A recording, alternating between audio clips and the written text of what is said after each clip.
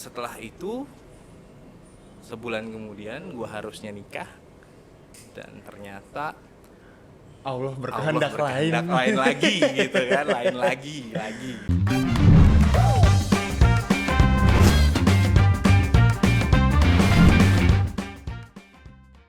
Bismillah. Assalamualaikum warahmatullahi wabarakatuh. Waalaikumsalam warahmatullahi wabarakatuh.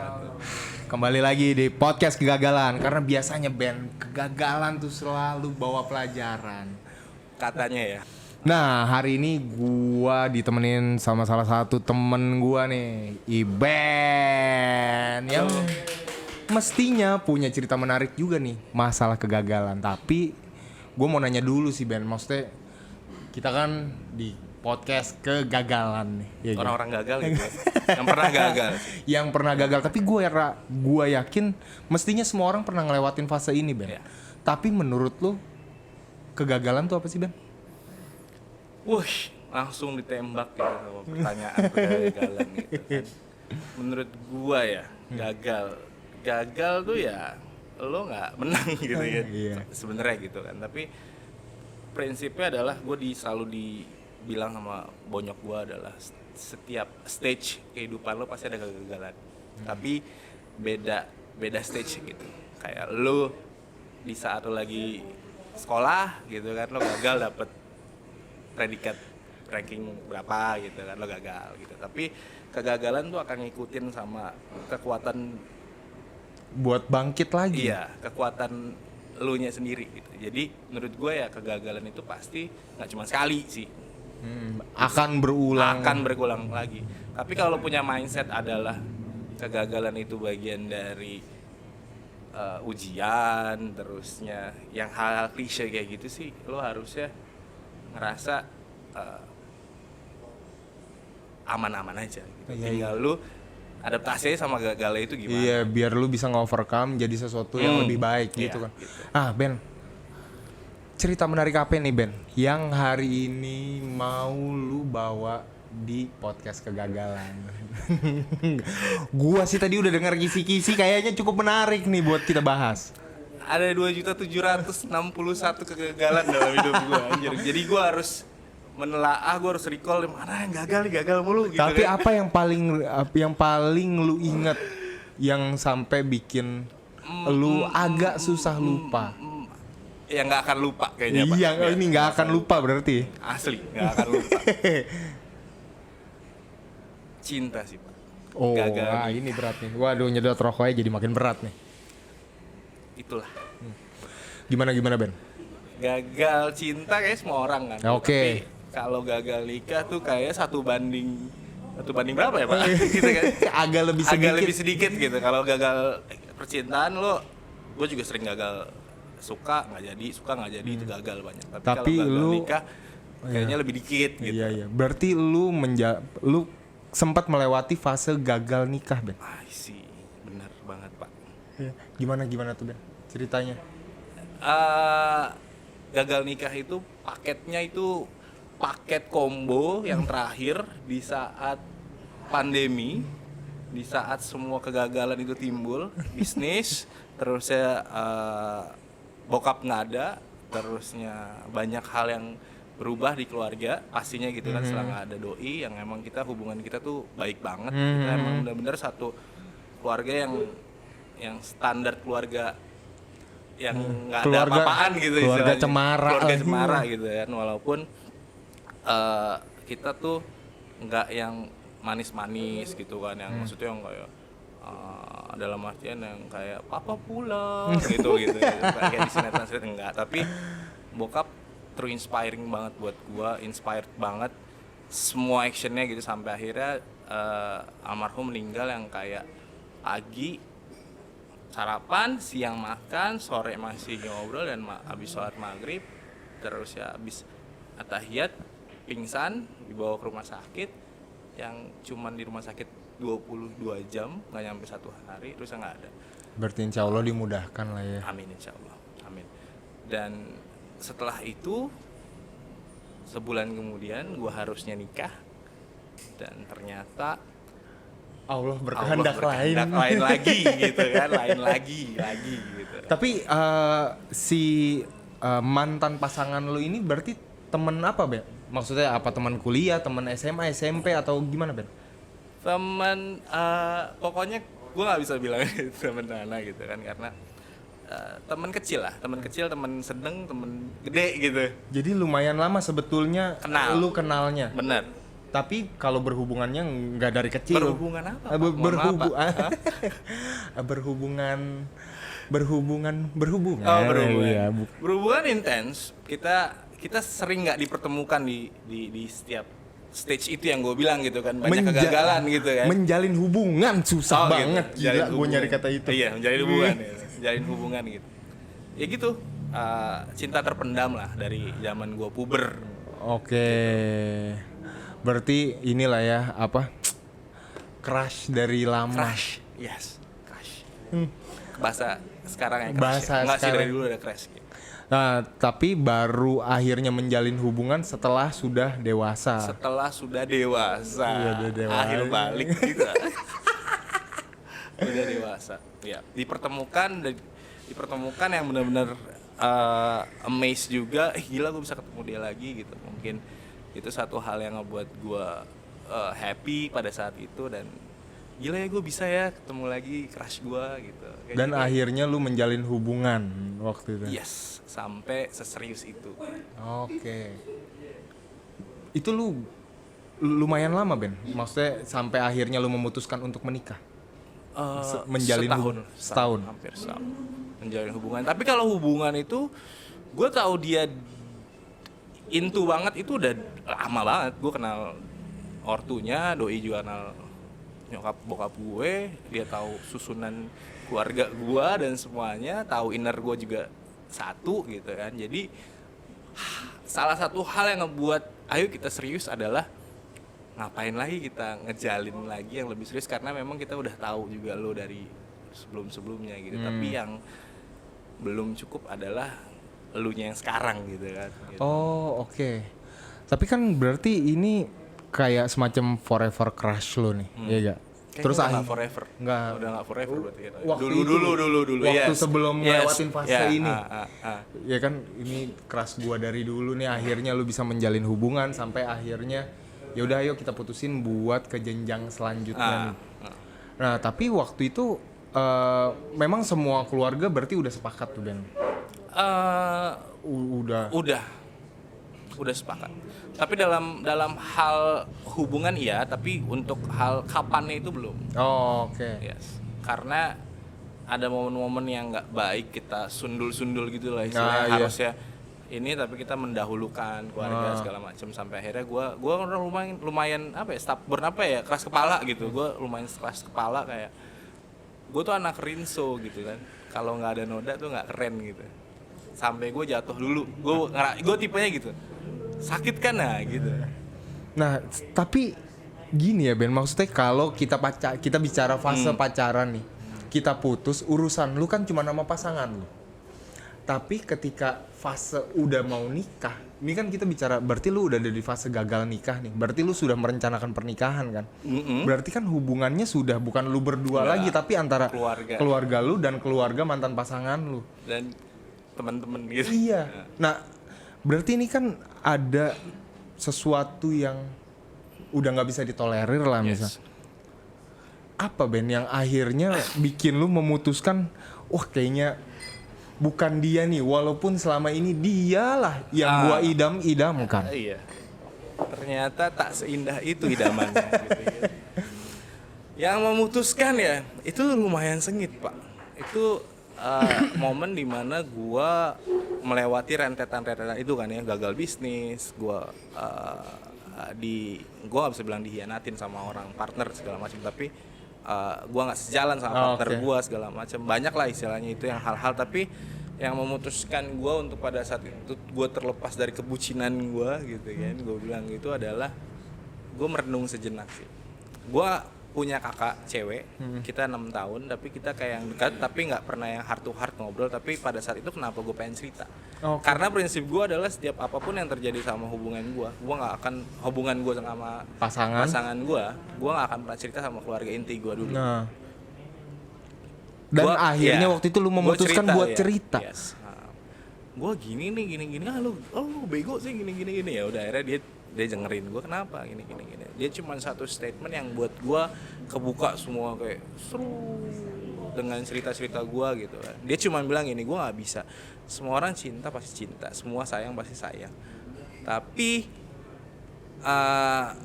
lu kan adek gue nih, dia bilang gitu, lo layak bahagia, dan pertanyaan gue, lu bahagia nggak sama dia? Cinta itu semua orang punya cinta, sayang itu semua orang bisa sayang, tapi bahagia itu sulit dicari. Dan waktu itu lu nggak merasakan itu, Ben. Kebahagiaan lu makin kekikis. Iya, kurang lebih. Gue ngerasa iya ya, kalau hidup cinta aja ya semua ya cinta gitu kan, tapi sayang ya sayang gitu. Tapi kalau kadang kan bahagia itu butuh energi kan gitu kan, lo butuh yang ngebangkitin energi itu, dan lo balik lagi lo yang saling simbiosis gitu. Kadang-kadang istri lo yang ngebahagiain lo, terus suami lo yang suaminya ngebahagiain istri gitu. Tapi kalau cinta itu kan gimana ya gitu kan. Iya, memang harus dua sisi. Waktu itu gue pernah nonton salah satu stand up-nya Chris Rock. Yes. Dia bilang pernikahan itu berat kalau cuman satu yang berjuang, Ben. Yes. Karena kayak lu ngangkat sofa nih. Sofa bakal keangkat nih, Ben, kalau lu sendiri. Cuman kalau berdua jadi bebannya kebagi kan. Dan memang ya begitu, maksudnya ketika apalagi maksudnya kayak kebahagiaan susah ya, maksudnya memang preferensi orang tentang bahagia beda-beda. Tapi kalau ya lu nya di awal mau memasuki jenjang pernikahan aja lu merasakan hal-hal yang begitu, jadinya ya mungkin itu yang lu rasain waktu itu berarti. Kebahagiaan itu yang nggak keisi gitu lah sebenarnya. Dan itu nggak bisa di fix, Ben, waktu itu menurut lu berdua, atau minimal menurut lu apakah itu nggak benar-benar nggak bisa diperbaikin? Maksudnya kan kadang ya gue kebetulan udah nikah nih, waktu gue mau nikah juga ya mungkin karena pressure pernikahan ya, jadi ya gitulah, sama-sama sensitif, sama-sama egonya jadi lagi tinggi-tingginya. Tapi memang di satu titik gue merasa istri gue yang sekarang adalah orang yang paling tepat buat gue, walaupun waktu itu ya kisruh. Yes. Tapi apa yang akhirnya bikin lu memutuskan kayaknya gue memang gak bakal bisa bahagia deh?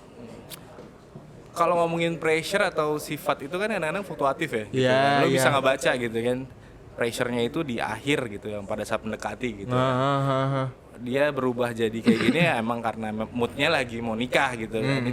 Itu fluktuatif, naik kadang-kadang turun. Tapi yang gua dapetin adalah dari mantan gua adalah itu stagnan dari awal ini, pressure-nya sama, sifatnya sama, sikapnya sama. Yang setelah gue telaah, oh iya ya, nggak ada ini yang namanya mendekati pernikahan. Dia tetap kayak gitu 3 bulan yang lalu, dia tetap kayak gitu 6 bulan yang lalu. Emosi dia sama kayak gitu 3 bulan yang lalu, 6 bulan yang lalu. Kata-kata dia yang keluar saat dia marah adalah seperti itu. Jadi mendekati pernikahan pun nggak ada, pressure-nya sama. Jadi kalau gue lihat adalah, gue akan bilang, oh mungkin pada saat itu adalah di saat mau nikah gitu. Gue meyakinkan mood gitu kan. Kayak cewek lah, lo tahu lagi datang bulan gitu kan, lo akan mengiyakan. Tapi kalau cewek lo tiap hari kayak gitu kan something wrong. Wajar gitu kan. Iya. Berarti excitement tentang pernikahan nih makin lama malah makin pudar, makin deket ke harinya, Ben. Ya gue bertemu dengan dia yang kayak gitu-gitu aja ya, mau nggak mau adalah gue nggak ngelihat gue sama dia setahun, nggak usah setahun, 6 bulan lagi gue nggak ngelihat. Gue nggak ada insting, Pak. Iya. Gitu, gue percaya itu sih. Lu waktu itu hamin berapa, Ben? Akhirnya memutuskan buat enggak nih? 3 bulan. 30 hari, sorry. 30 hari? Hamin 30 hari. Berarti semuanya sebetulnya, lu ada pestanya nggak sih, Ben? Ada. Semua, walaupun di KUA pasti kan lo ada ngeluarin duit, Pak. Iya. Walaupun lo cuman pada saat itu gue nyewa gedung, gue udah DP. Walaupun DP kita waktu zaman COVID tuh masih kayak kecil gitu kan. Banyak banyak benefit yang didapat pernikahan di era-era Covid gitu Iya, kan. Lo iya. dapet bintang berapa nggak didapetin harga normal gitu kan gitu. Gitulah. Gue banyak yang udah keluar ke beberapa paket-paket pernikahan termasuk dekorasi dan segala macam. Tapi lu ya dari obrolan lu bareng kakak lu ya lu mendahulukan kebahagiaan lu dulu berarti. Ya jelas. Gue gimana gue bahagia kalau bini gue butuh energi nantinya untuk ngebahagiain dia gitu kan. Kalau guanya aja padem gitu kan, Iya. gimana gitu. Tapi waktu lu akhirnya memutuskan buat kayaknya pernikahan ini nggak bisa berlanjut nih. Yang lu rasain apa Ben waktu itu? Maksudnya lu lebih alhamdulillah untung nggak jadi atau misalnya lu sebetulnya kenapa gua nggak usahain ya atau apa sih Ben perasaan yang waktu itu berkutat di hati lu ketika kejadian itu berlangsung? Rilis pak, lu kayak gitu. Lu Gitu ya. malah jadinya lega Ben. Gue lega sampai sekarang, sampai gue udah punya anak satu gitu kan. Gue ngerasa gue jadi kayak banjoks gue sama bini gue, lu gitu. Jadi ngerti sih kayak nggak ada yang patut disesalin, tapi gue nilai adalah ya terima kasih juga untuk kisah itu gitu. Sampai akhirnya gue bisa ngasih solusi atau nggak solusi. Percintaan tuh sulit dapet solusi dari seseorang. Iya karena sudut pandangnya Naif beda-beda gitu kan. Iya, Kalau lo dapet solusi, gue ini dan even kakak gue nggak ngasih solusi, dia cuma ngasih statement. Jadi kalau orang nanya solusi pernikahan, menurut gue itu cuma lo doang. Karena balik lagi ke elunya. Itu fundamental diri lo sih sebenarnya. Tapi support system lu waktu itu cuman kakak lu atau dari teman-teman lu atau gimana Ben waktu itu? Gue diserang bala dewa, bala bantuan dari akhirat kali gue diserang asli. Namanya cewek kan, dan inner kita kan ini kan ya. Tapi waktu itu lu se-circle nggak sih? Atau Se-circle, bisa dibilang circle. Yes. Gue se-circle. Dan teman gue yang sampai kayak benangnya diurut-urutin, benangnya dicampur-campurin semua tuh kan. So, pantesan sampai gue datengin ke tempat usaha gue. Lu ngapain? Temen gue penasaran doang ya sama dia ya, gini. Tapi gue di situ yang benar totally 100% gue adalah membisu. Gue adalah memanfaatkan ketidakadaan gue untuk orang-orang bertanya gitu kan. berarti lu benar-benar menutup pintu semuanya. Gue cuman ada 4 orang, salah satunya ya di sinilah gini, di modular, orang yang gue kasih tahu gitu kan tentang apa yang terjadi sama kisah gua gitu kan sampai ininya. Dan banyak yang ya manusia pak, netizen itu ada yang positif ada yang negatif gitu kan. Balik lagi kalau lo udah A B gitu. Tapi kalau pernikahan kalau percintaan kan sulit ya. Kayak lo memutuskan nutup bisnis gitu kan lo gampang gitu kan. Ya udah nggak cuan gitu kan, nggak profit, tutup gitu kan. Tapi kalau itu bener kata lo, itu ada reaksi yang ditimbulkan sama orang-orang. Dan gua harus gue nggak bereaksi pada saat itu. Gue tidak bereaksi. Itu berapa lama Ben? Tapi maksudnya lu bener-bener cuman diem terus. Abis itu baru lu ada tindakan yang lu lakuin gak sih Ben? Misalnya lu setelah ini ya, misalnya lu cerita ke teman-teman atau lu seeking for help atau apa Ben? Ada momen yang lucu setelah kejadian itu. Gua dipertemukan sama orang. Ada satu orang temen lama gua yang udah lama ketemu, dan dia sebenarnya mau ngajak gua untuk join acaranya dia lah, untuk gua ngendorse gitu kan. Oh, ini setelah kejadian ini ya berarti. Dan gua lupa kalau dia itu berprofesi sebagai psikiater gitu ya. Oke. Ya. Dan dia punya satu syarat untuk kalau mau masuk acara gua adalah kita ngobrol dulu. Karena gue biar dapat feel-nya. Gue dapet gini. Ya udah yuk cus, gue bilang kan. Jalan gue ke Cilandak ke rumahnya doi gitu kan. Pas banget tuh. Gimana ceritain dong gini. Yang harusnya cuma cerita ini jadi ada kali 6 jam pak, dari maghrib sampai berapa putaran tuh kita cerita. Sampai dia yang serius lu, sampai dia nggak, dia ini kan dia apa, dia tipe orang yang, lo tau gak sih kalau kalau psikiater kan yang tipe yang kalem gitu, Iya, tapi iya, karena iya. dia kenal gua gitu kan, Oh, iya, iya. dia sampai kayak Tapi berarti di situ lu dapat professional advice. yes. Sebenarnya gue juga sempet ada momen reaksi gue sendiri, gue ada momen dimana gue nggak semangat, gue enak gitu kan, mual, ada satu fisik, reaksi fisik gitu kan yang ditimbulkan karena stres gitu. Iya, iya, iya, iya. Apa gue harus ke psikolog atau gue harus ke psikiater gitu kan. Dan ya untungnya gue di posisi itu dan gue dipertemukan sama orang itu gitu, sama sahabat gue gitu. Tapi kan gini ya, yang mau gue tekenin sebenarnya Ben, nggak semua orang pada akhirnya mau menceritakan hal ini ke profesional. Maksudnya banyak yang, apalagi khususnya misalnya kayak temen ya, kayak anjir lu ntar tau borok gue dong gitu.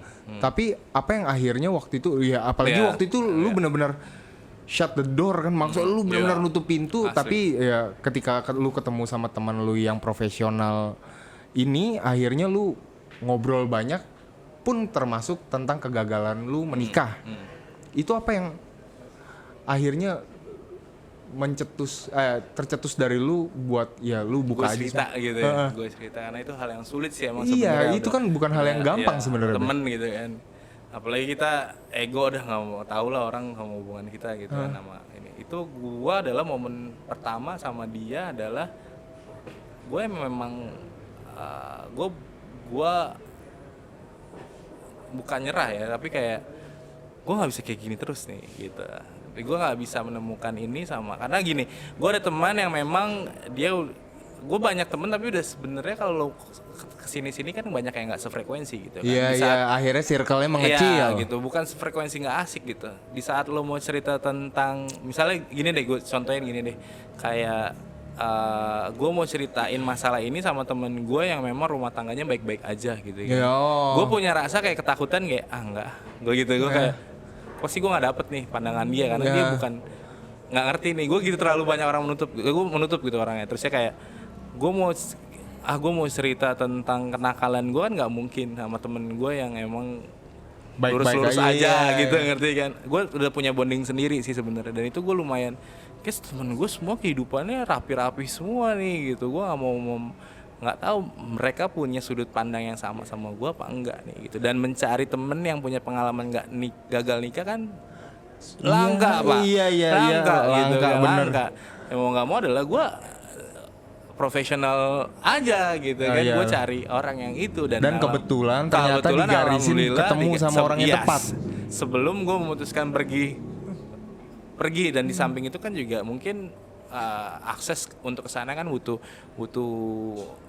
materi yang lumayan kan. Iya, semua orang punya, tapi gue nggak tahu, katanya ada BPJS sih, gue nggak tahu sih sekarang gitu bisa apa enggak. Tapi ya itulah gitu.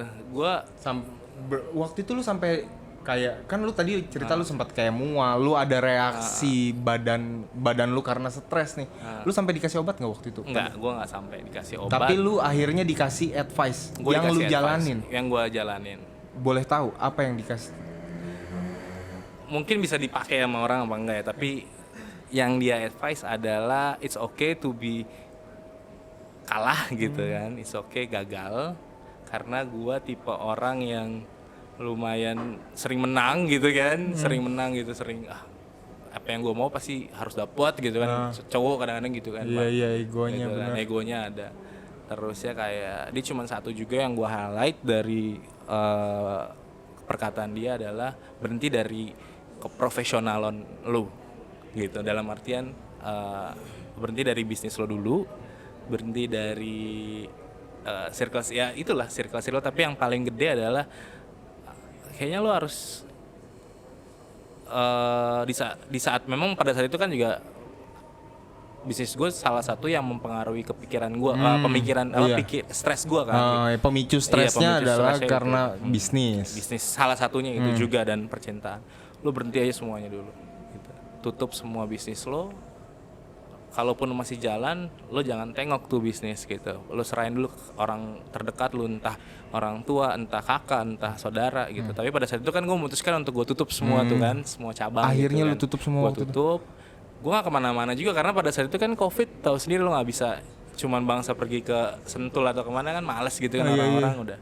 Gue nggak kemana-mana, gue ke rumah dan gue lebih banyak cerita sama orang rumah sih sebenarnya. Itu satu hal yang mungkin ternyata pengobatan nggak perlu jauh-jauh, ternyata ada orang rumah sendiri yang bisa diajak cerita gitu kan. Akhirnya proses healing lu terjadinya di Di rumah. rumah gitu kan ya. Ya itu yang bonus buat gue sih sebenarnya, karena dulu-dulu gue terlalu main kiri kanan. Gue ke mana-mana untuk pansos sama brand gue sampai gue lupa orang rumah itu ada, eksis gitu dan bisa diajak ngobrol gitu kan. Dan abisnya orang tua tuh nggak worry gitu, lu gini tapi kayak ya udah, itu lo lagi pulang makan ya pergi lagi gitu, tipenya seperti itu. Tapi ternyata kayak ternyata orang tua bisa diajak ngobrol loh gitu. Kalau lu lagi nggak kuat ya lu cerita aja gitu.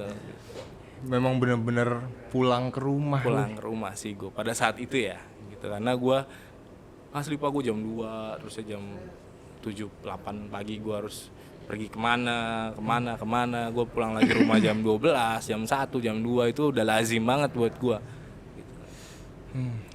Dan waktu akhirnya lu berarti setelah dari psikiater, lu nutup semua bisnis, lu pulang ke rumah, lu lebih banyak quality time di rumah. Yes. Akhirnya lu mendapatkan ketenangan. Tenang sih juga nggak secepat itu ya gitu. Tapi gue lebih ke arah kestabilan sih pak. Kalau tenang gue masih kayak lama tuh prosesnya gitu kan. Kalau awal banget adalah gue kestabilan dulu, mentality gue sih kayak stabil gitu. Gue bisa bangun pagi, gue bisa makan tepat waktu, Normal itu dulu normal aja dulu gitu. Kalau untuk tenang sih kayak ada mungkin orang langsung tenang gitu, gitu. Tapi kalau gue lebih ke stabil dulu sih prosesnya. Gue ke break, terus saya gue seeking gitu kan, gue nyari, terus saya gue ke stabil. Setelah itu gue lebih ke tenang sih gitu. Tapi stabil itu yang lumayan, effortnya lumayan sih. Berapa lama tuh sampai akhirnya ya lu nggak menemukan ketenangan misalnya, tapi lu merasa lebih baik dari sebelumnya setelah lu mengikuti proses dari advice dari si teman lu ini. Lu berapa lama tuh? Gue ada kali hampir 8 bulan.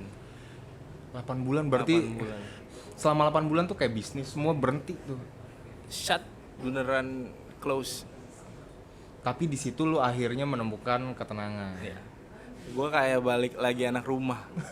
Asli, nyokap tuh masak atau nggak apa, gue nanya masak apa gitu kan. Selama ini lu nggak pernah Gue ngelakuin ini.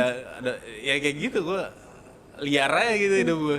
Tapi akhirnya dengan kejadian ini sebetulnya jadi lu melihat sisi baik di rumah kan gitu. Iya, jadi gue susah diajak nongkrong gitu. Nggak, asli itu. Gue karena gue terakhir di rumah tuh SMA kayaknya deh pak. Sebelum lo akhirnya melanglang buana. Ya, gue kuliah gue udah ngekos, terus gue lulus kuliah gue udah harus gue pergi ke luar bertahun-tahun, gue pulang gue build bisnis, gue pansos kiri kanan, gue banyak lah, gue itu jarang banget gue di rumah. Tapi dengan keadaan ini malah sisi positifnya adalah lu lebih mendekatkan diri sama orang rumah lagi akhirnya. Itu dia. Tapi orang rumah waktu pasca kejadian ini memang lu langsung lu ngejelasin langsung ke keluarga. Maksudnya ya ini nggak jadi nikah. Terus respon keluarga kayak apa Ben waktu itu Ben? Kalau gue sih gimana ya, karena gue punya prinsip adalah setiap cerita apapun orang tua akan cover anaknya gitu kan. Gitu kan, makanya gue nggak pernah ceritain tentang keburukannya si dia gitu kan. Gue nggak akan pernah ceritain tentang apa yang udah dia lakukan dan segi-segi negatifnya gitu, karena menurut gue adalah orang tua juga mencernanya lumayan lama gitu kan. Karena pasti kan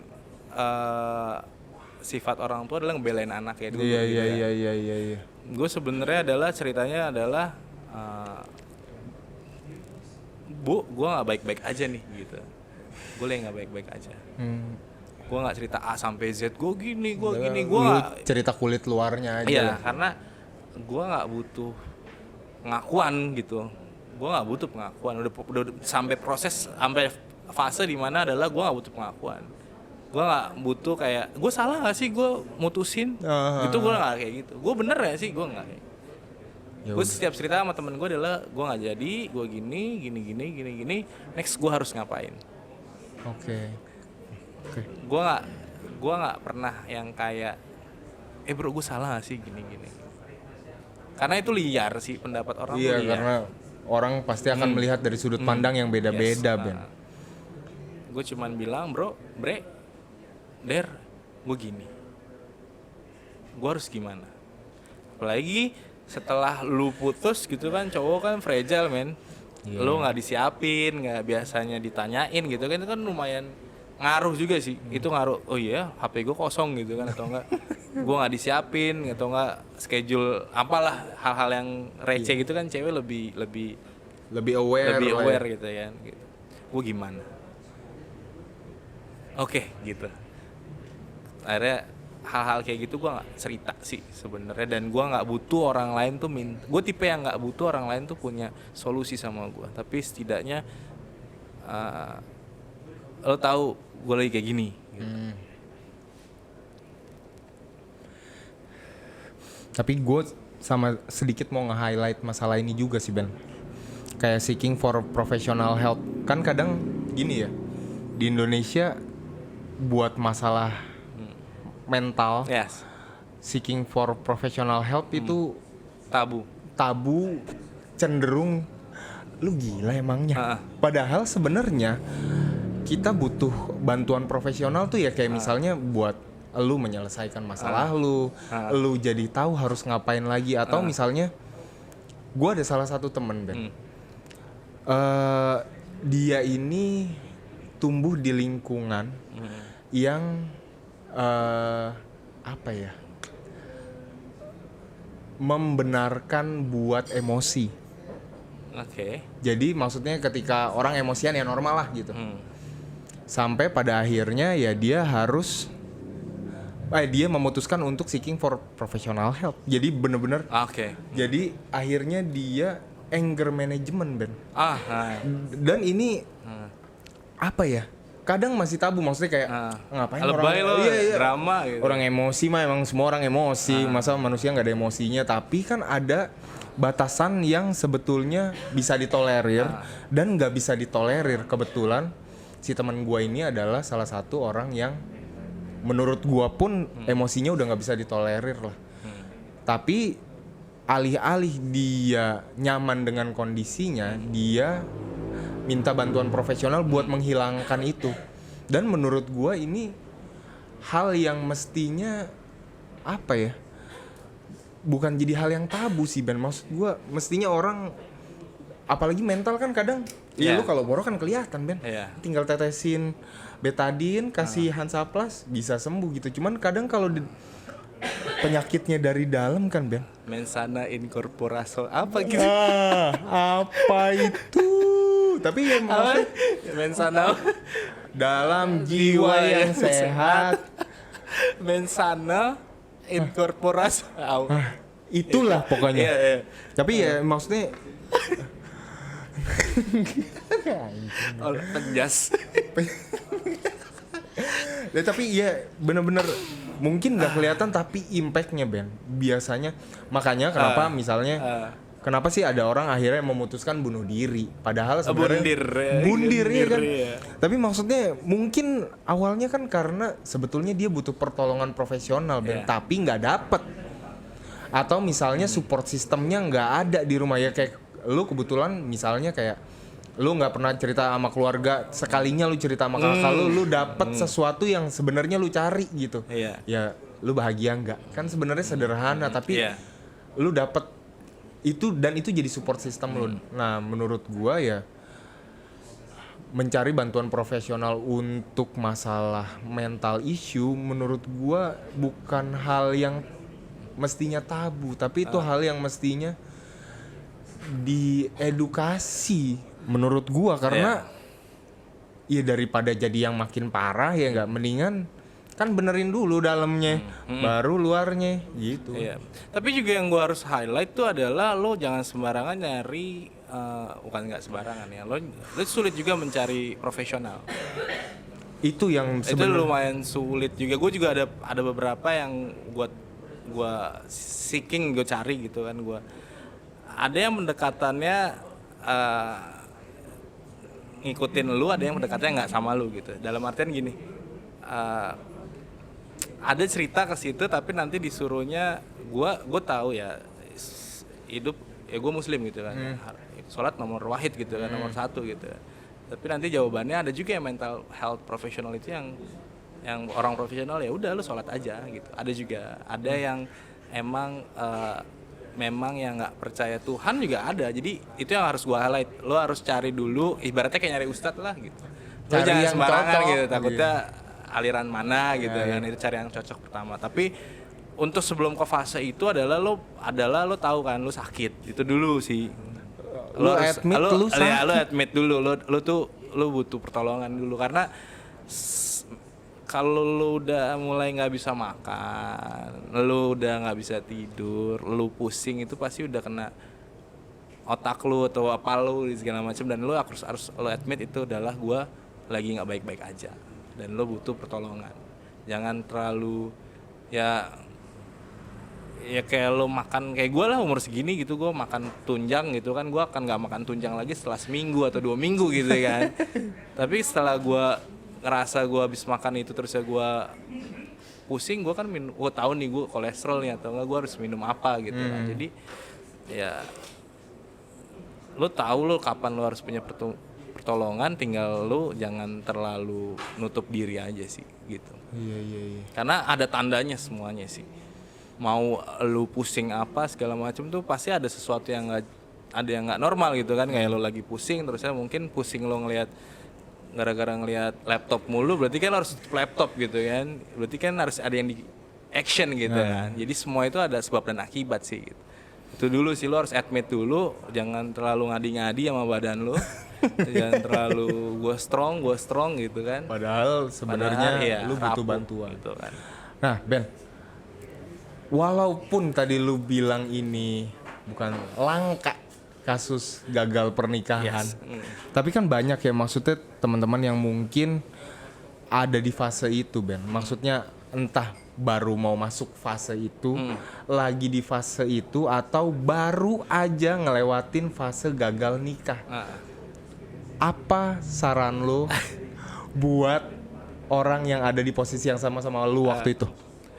Saran gua adalah malam hari buka handphone, buka WhatsApp, buka chat-chatannya.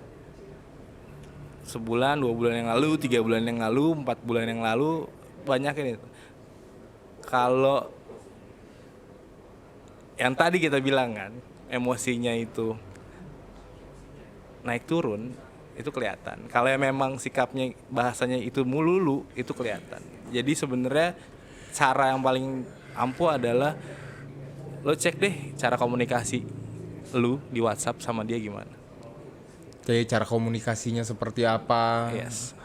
Apakah kebahagiaan itu punya berdua atau lu yang merjuangin sendiri? Itu dia. Jangan pernah nggak nge-backup WhatsApp. Semuanya di backup pokoknya intinya. Lo lihat deh, ini orang lo akan menghadapi dia mungkin walau 40 tahun lagi gitu kan. Tapi emosi dan chat itu nggak akan bisa diganti gitu kan. Karena sifat orang nggak bakal berubah. Yes, gitu. Kelihatan kok pasangan yang chatnya ngadi-ngadi gitu kan, kelihatan dari chat. Ini orang memang kita yang usaha mulu untuk menimbulkan kebahagiaan, apa kita timbal balik, apa dia doang gitu. Begitu juga dia doang misalnya, lo juga harus, oh iya gue yang salah misalnya gitu ya, kalau posisi beda gitu kan. Oh iya dia mulu ya ngasih solusi. oh iya ya, gua mulu nih yang ngasih solusi. Berarti ini dari 3 bulan yang lalu nih emang kayak gini, emang sifat aslinya, watak asli kayak gini nih, nggak bisa dirubah nih. Terus Dan itu yang harus dipertimbangkan. pertanyakan itu. Kalau buat orang yang lagi depresi misalnya karena gagal nikah, apa yang bisa lu sampein, Ben? Karena waktu itu kan gua rasa mungkin kasusnya beda-beda, tapi kayaknya rasa di sini sakitnya sama juga, Ben. Apa, Ben? Shutdown on social media. Matiin dulu deh Instagram, matiin dulu Udah nggak usah TikTok. ngeliat-liat Nggak usah apa-apa dulu. Karena lo semakin ngeliat itu, lo akan comparing diri lo sama orang lain sih. Itu sedih gitu, kayak orang lain kok bisa udah punya anak 2 mobilnya Cooper ya, gue belum ya gitu. Itu Pasti dulu. lu ngebandingin sama apapun tuh, Ben. Apapun itu setan kayak berbisik kayak, ih dasar lo kalah lo sama dia lo. Oh, dasar si gagal gitu. Si gagal gitu, lo cupu lo. Dia dulu cupu, sekarang udah istri 2 gitu kan, anak 5 gitu kan gitu. Lo itu dulu deh saran gue, matiin dulu sosial media lo. Kalau dari gue. Berarti kasih waktu buat diri lu berpikir. Iya, itu menurut gue tuh healing yang bukan lo harus ke Bali. Oyo. Oyo. Oh iya. Ya, healing adalah ya healing dari lo nya dulu sendiri sih. Lock off semuanya, sign out semua. Dan lu harus admit lu Ya, lagi ada di fase yes, yang gagal, Ben. Karena kontribusi terbesar menurut gue kebahagiaan saat ini adalah dari sosial media sih sebenarnya. Sudut pandang itu sih menurut gue ya, lagi balik-balik lagi gitu. Makanya gue ngurangin banget sekarang main sosial media gitu. Daripada jadi komparasi kesana itu yang paling kemari. sakit sih menurut gue. Apalagi lu ada di kondisi yang lagi terpuruk gitu, lagi kalah, lagi gagal gitu kan, gitu, kegagalan lagi bertubi-tubi gitu. Matiin dulu sosial media. Kalau lo baca, hobi baca ya baca apalah gitu, stensil apa segala macem, GB gitu kan, Stensil.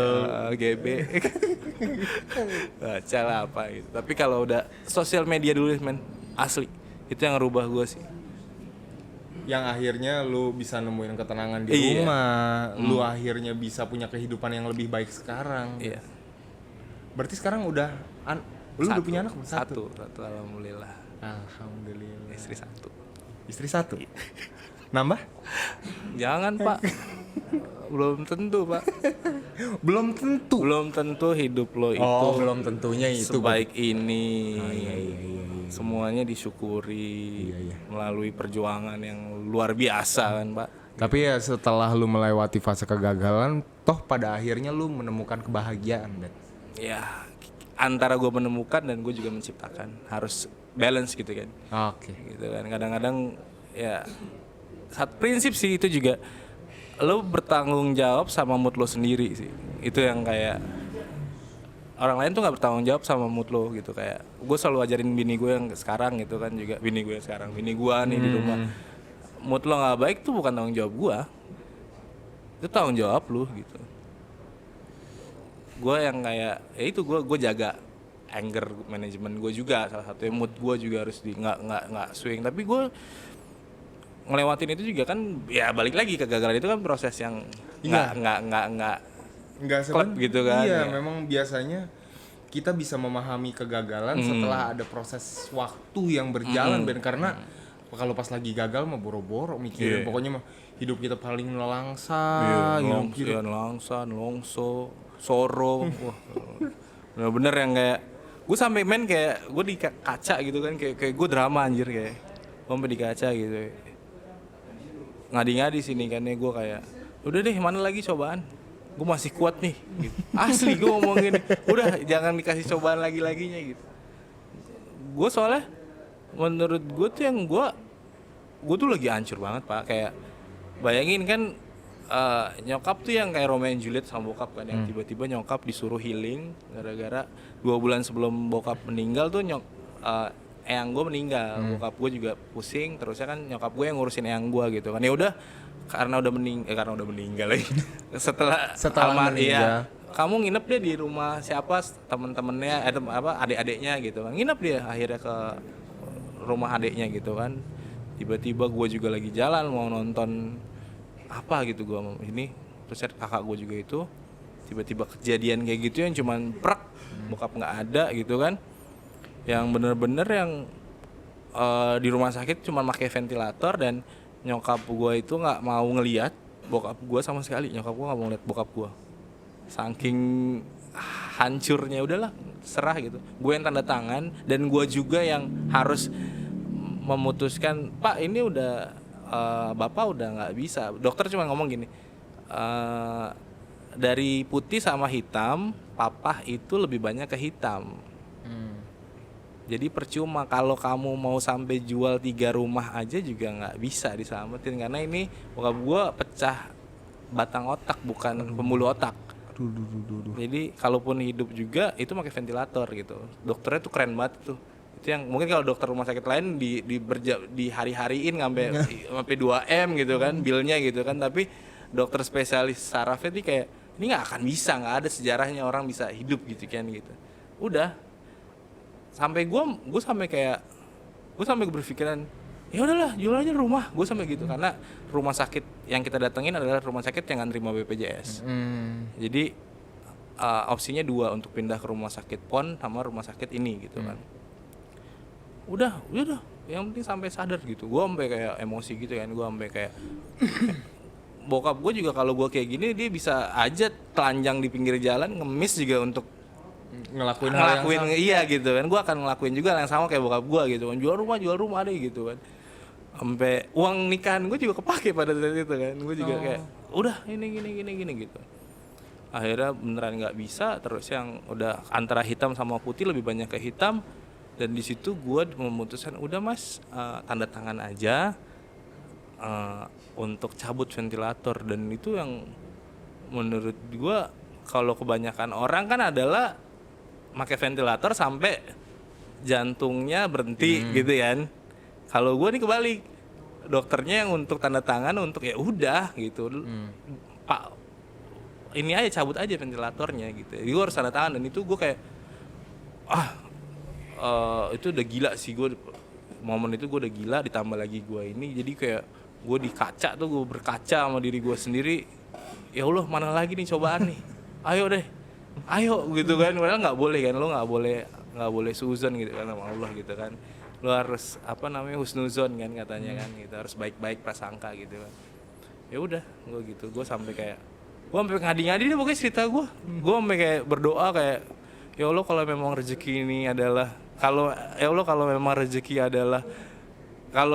adalah sebuah titipkanlah yang banyak. Gue doa sampai udah nggak jelas, gue doa udah gitu, gue sampai yang kayak ya udah ayo mana lagi nih. Tapi pada akhirnya ya ternyata lu berhasil menemukan dan menciptakan kebahagiaan. Yes. Karena lu nggak hanya mencari sebuah kebahagiaan, konsepnya sih sebenarnya lu harus jadi ya energi juga buat orang lain gitu kan. Kalau lu dikasih lampu mulu kan juga lu pusing gitu kan. Ya kayak begini nih, iya, terang pusing. banget nih kita nih. Tapi ya masa depan ya Pak. Seterang masa depan. Amin. Nah, berarti buat teman-teman yang lagi ada di fase ini ya, percayalah kalau tetap akan ada sesuatu hal baik yang terjadi sama lu ke depannya. Amin. Yang mungkin akan membawa lu ke fase yang jauh lebih bahagia dari yang lu rencanain nih. Walaupun kayaknya sekarang lagi kelihatan berasa gagal. Iya, itu aja atau gagal, nggak jadi. Waduh, nggak jadi bahagia. Apa gue bakal bahagia seumur hidup? Insya Allah mah iya. Amin. Asal kitanya tetap percaya, kitanya bounce back. Yes. Maksudnya jangan udah keprosok terus saja masuk ke dalam. Ya kitanya merangkak keluar juga biar kita faith sih, lo harus punya keyakinan. Whatever lo agama lo apa, lo yakin sama batu kayak, yang penting lo punya keyakinan deh. Hidup lo mati kalau nggak punya keyakinan. Lo mau Sinto, lo mau apa agama sebut, name it deh, apapun itu, lo yakin sama keris, lo terserah. Yang penting lo harus punya keyakinan. Tianto. Itu dia. Ya. Benar-benar kita harus yakin kalau sebetulnya semua layak bahagia. Mungkin fasenya aja lagi di fase yang kelihatan seperti fase kegagalan. Iya. Gitu, aduh. Thank you banget buat Iben yang hari ini udah cerita panjang lebar masalah Kegagalan pernikahan. Tapi ya itu akhirnya membawa Iben yang nggak terpuruk masuk ke bawah, tapi ya akhirnya bisa berhasil menemukan dan menciptakan kebahagiaan. Ben, Amin. thank you banget Ben, hari ini udah ngobrol bareng. Pasti. Mudah-mudahan banyak orang yang terbantu dengan cerita yang lu share hari ini Ben. harus Karena sakit bener ya. pusing banget. Thank you Ben sekali lagi. Mudah-mudahan nih orang yang terbantu mau subscribe, like atau misalnya mau tanya-tanya, mau ngobrol bisa di kolom komen bisa. Ya, harus tuh ya. Kalau misalnya video ini cocok buat temen atau kerabatnya bisa di-share. Oke, like and share. Dan yang pasti sampai ketemu di episode selanjutnya. Assalamualaikum warahmatullahi wabarakatuh. Waalaikumsalam warahmatullahi wabarakatuh.